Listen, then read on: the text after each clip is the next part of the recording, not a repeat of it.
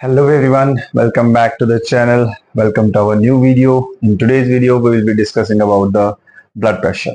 So आज के lecture में आप सबका वेलकम है। आज के लेक्चर में हम डिस्कस करेंगे ब्लड प्रेशर के बारे में।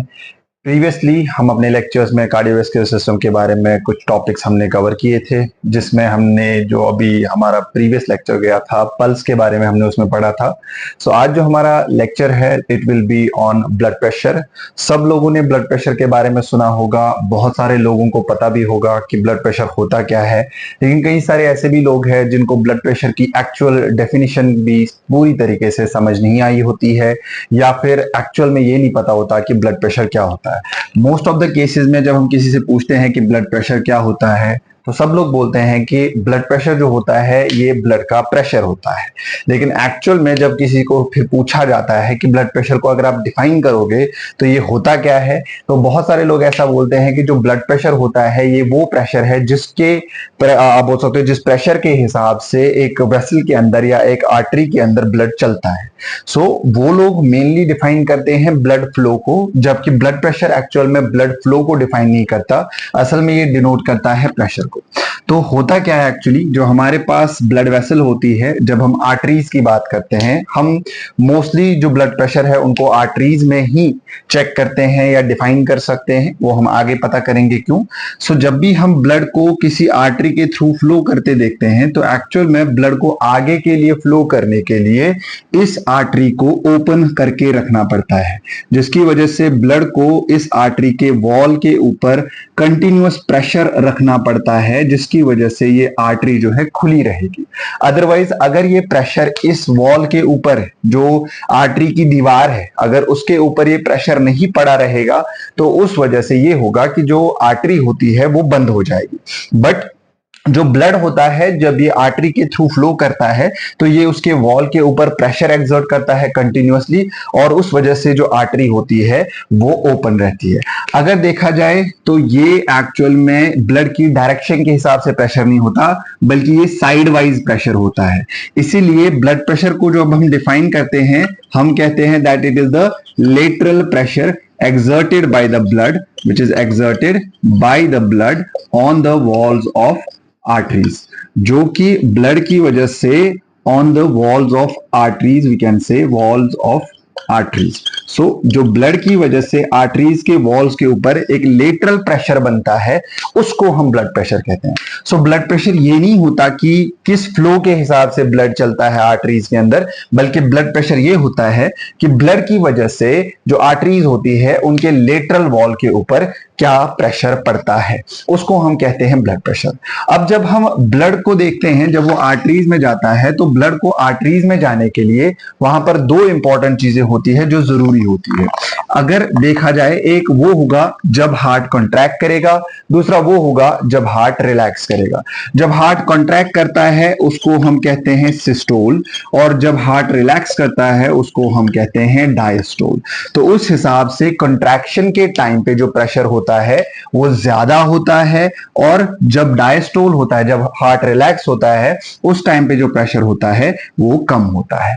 इस हिसाब से दो तरीके के प्रेशर्स बन सकते हैं, एक को हम कहेंगे सिस्टोलिक प्रेशर, और जो दूसरा बनता है उसको हम कहेंगे डायस्टोलिक प्रेशर। अब इस हिसाब से अगर देखा जाए तो सिस्टोलिक प्रेशर ज्यादा होना चाहिए और डायस्टोलिक प्रेशर कम होना चाहिए। अब नॉर्मली जब हम ब्लड प्रेशर की रीडिंग्स को देखते हैं तो हम लिखते हैं जैसे 120/80 mm of Hg। तो इसमें एक्चुअल में जो 120 होता है वो सिस्टोलिक प्रेशर होता है, और जो इसमें 80 होता है वो डायस्टोलिक प्रेशर होता है। यानी सिस्टोलिक तब बनेगा जब हार्ट कॉन्ट्रैक्ट कर रहा है, और डायस्टोलिक तब बनेगा जब हार्ट रिलैक्स हो रहा है। और इसमें मिलीमीटर्स ऑफ मर्करी इसलिए लिखा जाता है क्योंकि जो ब्लड प्रेशर है इसको हम जिस पर्टिकुलर डिवाइस पे चेक करते थे we call that as sphygmo manometer.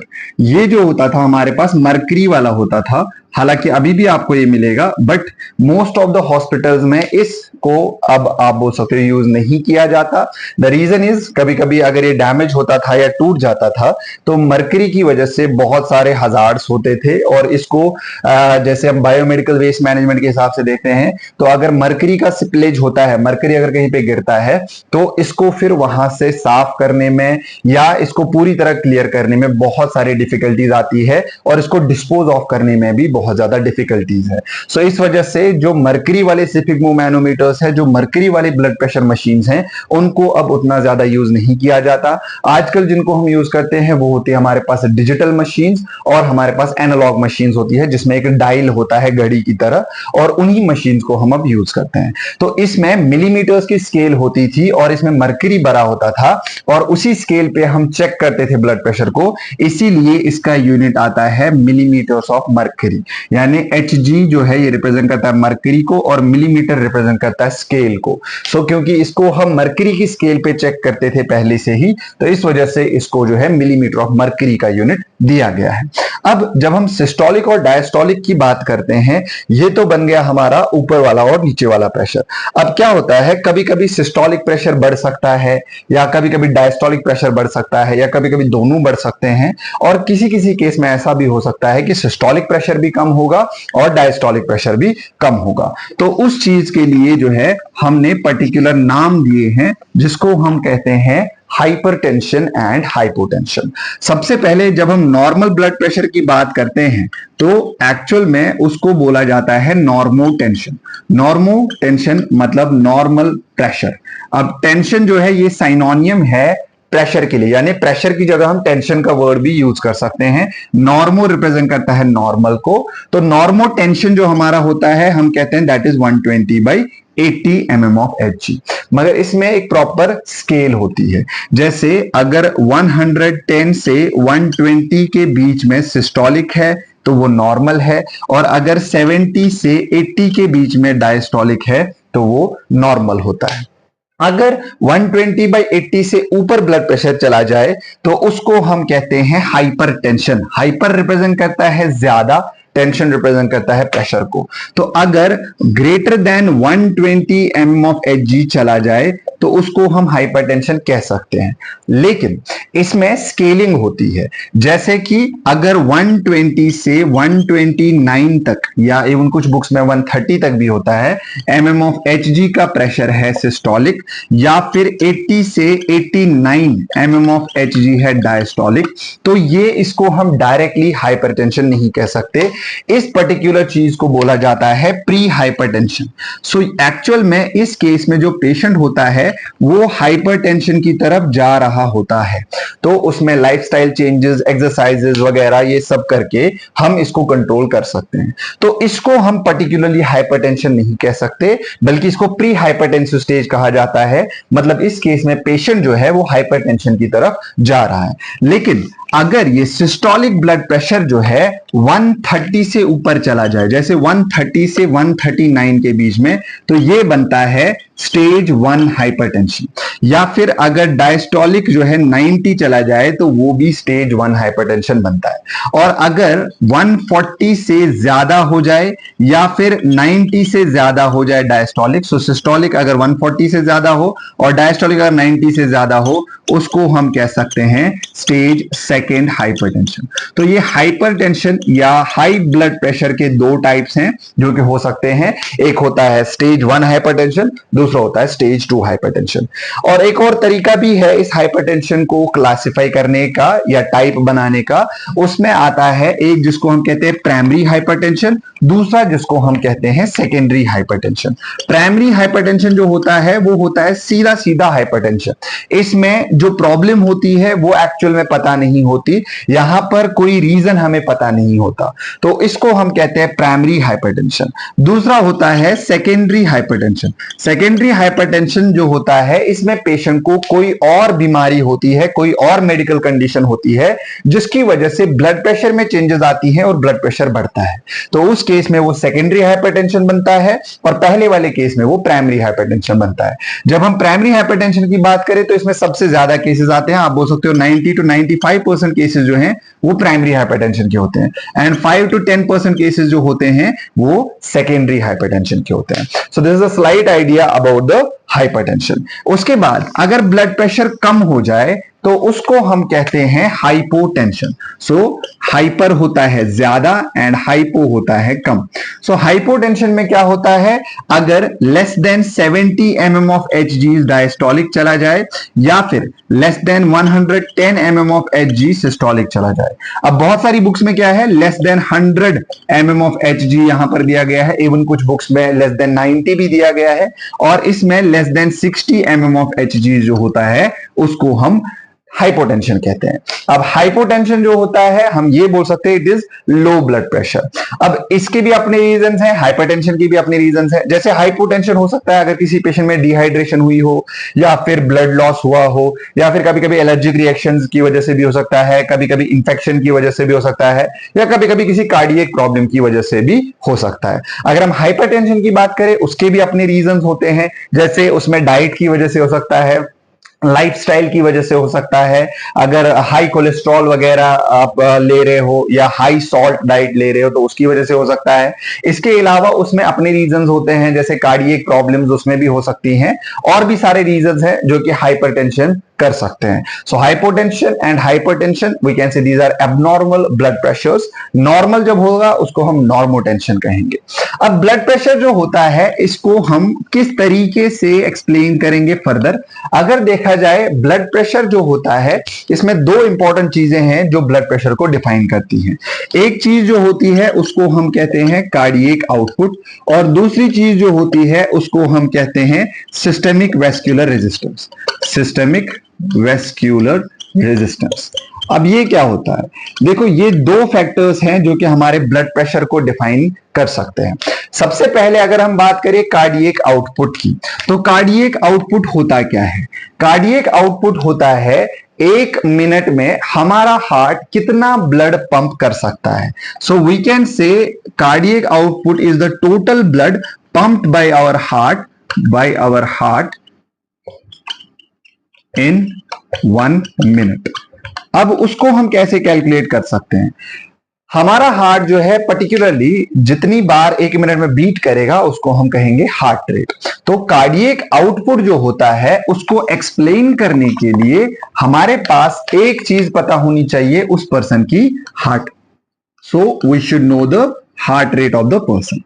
दूसरी चीज जो हमें पता होनी चाहिए वो ये कि हर हार्ट बीट के हिसाब से कितना अमाउंट ऑफ ब्लड निकल सकता है. तो हर हार्ट बीट में जो वेंट्रिकल से ब्लड निकलता है उसको हम कहते हैं स्ट्रोक वॉल्यूम. यानी हर स्ट्रोक के साथ जो वेंट्रिकल से ब्लड निकलता है we call that as stroke volume. Normally जो स्ट्रोक वॉल्यूम होता है ये 60 to 80 ml हो सकता है. कंसिडर करें हम कि वो 70 ml होता है बीच वाला, अगर हम इसमें कंसिडर करें. और जो हमारी हार्ट रेट है वो around 70 to 75 beats per minute हो सकता है. तो अगर आप इन दोनों को मल्टीप्लाई करोगे, यानी हार्ट रेट को मल्टीप्लाई करोगे स्ट्रोक वॉल्यूम के साथ, तो वो जो वैल्यू निकलेगा वही बनेगा हमारा कार्डियक आउटपुट. अब अगर ये कार्डियक आउटपुट कम हो रहा है तो ब्लड प्रेशर कम हो जाएगा, और अगर ये कार्डियक आउटपुट ज्यादा हो रहा है तो ब्लड प्रेशर ज्यादा हो जाएगा. तो इस वजह से कार्डियक आउटपुट जो है ये एक फैक्टर बनता है जो हमारे ब्लड प्रेशर को चेंज कर सकता है. दूसरी चीज या दूसरा फैक्टर जो मैंने बोला that is the systemic vascular resistance. अब सिस्टेमिक वेस्क्यूलर रेजिस्टेंस होता क्या है, देखो जब हम ब्लड वेसल्स में देखते हैं ब्लड आगे चलता है तो प्रेशर बनाने के लिए, जैसे मैंने आपको बोला, ब्लड वेसल्स के वॉल्स के ऊपर या आर्टरीज के वॉल्स के ऊपर लेटरली ब्लड को प्रेशर लगाना पड़ता है. मतलब चलना आगे की तरफ है लेकिन प्रेशर साइड्स में लगाना पड़ता है. अब जब ब्लड वेसल के ऊपर प्रेशर पड़ता है तो ब्लड वेसल के अंदर जो है डायमीटर में चेंजेस आ सकती हैं, लेकिन हमारी ब्लड वेसल्स जो होती हैं वो इजीली अपने डायमीटर को चेंज होने नहीं देते. तो वो क्या करते हैं, वो उस डायमीटर चेंज को रेजिस्ट करते हैं. अब जितना ज्यादा ब्लड की वो आर्टरी जो है हमारी, अगर वो ज्यादा रेजिस्ट कर रही है तो हम कहते हैं कि सिस्टेमिक वेस्कुलर रेजिस्टेंस ज्यादा है, और अगर वो कम रेजिस्ट करती है तो हम कहेंगे सिस्टेमिक वेस्कुलर रेजिस्टेंस कम है।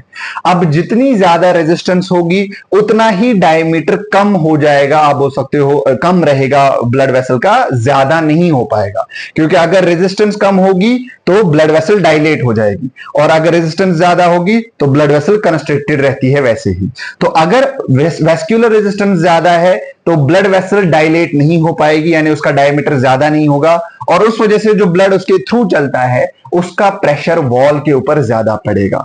और अगर ये सिस्टेमिक वेस्कुलर रेजिस्टेंस कम हो तो उस वजह से जो ब्लड वेसल है वो डायलेट होगी, और जब वो डायलेट होगी तो उसकी वजह से ये होगा कि जो ब्लड उसके थ्रू चलता है वो कम प्रेशर लगाएगा फिर, क्योंकि उसको इजीली रास्ता मिलेगा उसके थ्रू चलने का, तो उस वजह से वहां पर ब्लड प्रेशर डाउन हो सकता है।